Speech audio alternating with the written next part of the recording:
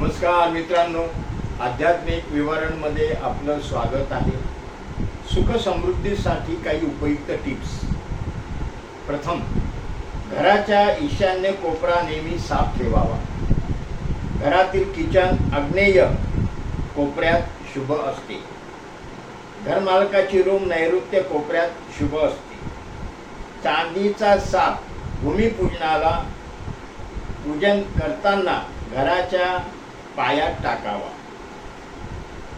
त्यामुळे घराचा पाया भक्कम होतो। दर गुरुवारी पाण्यात थोडी हळद टाकून ती संपूर्ण घरात शिंपडल्यास भरभराट होते।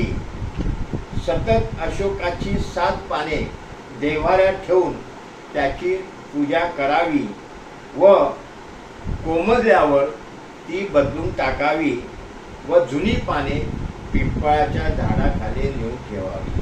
त्यामुळे घरात भरभराटी होते, मुलांचा अभ्यासातलं लक्ष लागतं आणि घरामध्ये आनंदी वातावरण होतं व कधीही कोणाला कोणत्याही प्रकारचा त्रास होत नाही। तर मित्रांनो, हा व्हिडिओ आवडला असेल लाईक करा, शेअर करा, सबस्क्राईब करा। नमस्कार।